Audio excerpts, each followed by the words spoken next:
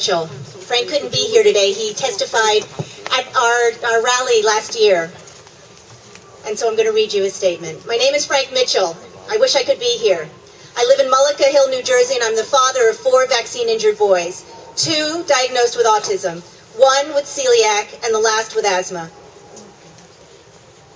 I have been given this honor to speak because of my own experience. My father was a former Marine, FBI agent, and self-employed entrepreneur.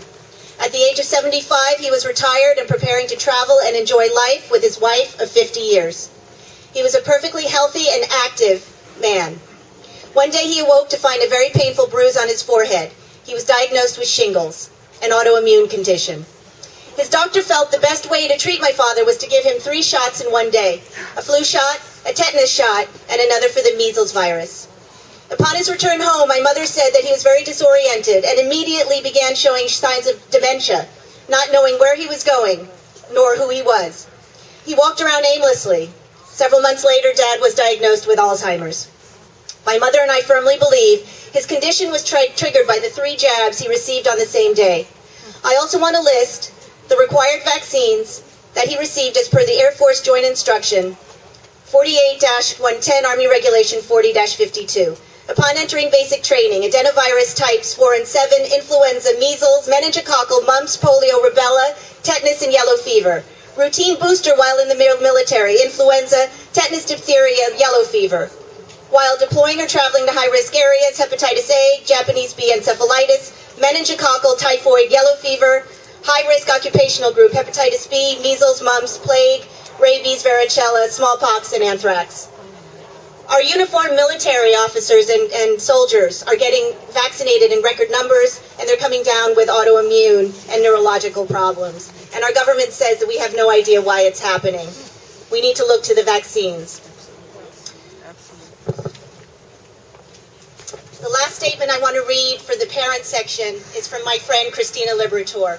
I'm not going to read her entire segment, but she really asks one question here, and she says, haven't I paid a high enough price?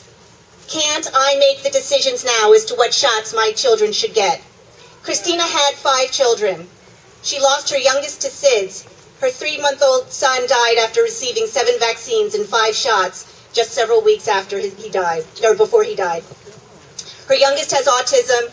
Her other 3 children have a variety of autoimmune conditions, including asthma, allergies, and reactive airway disease. When New Jersey announced the decision to mandate the flu shot for children ages 6 months to 59 months as a requirement for daycare and preschool, she called me and she said, could I really be asked to give this shot? Do I really not have the right to say no, or I can't put my children in daycare and preschool? I don't understand. Is this the United States of America? So that was the section from our parents who are learning the hard way. We're sacrificing our children.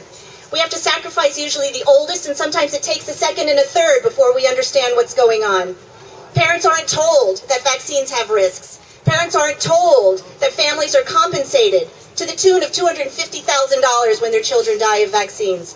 Parents aren't told that there are real risks that they need to look to, and that there are also issues related to family history that you need to understand before you start vaccinating your children. For these reasons, parents are saying, we demand vaccination choice, we demand the risks and the benefits, and then let us make the trade-off. Stop gatekeeping the information. Treat us with respect and let us make our decision. Yeah.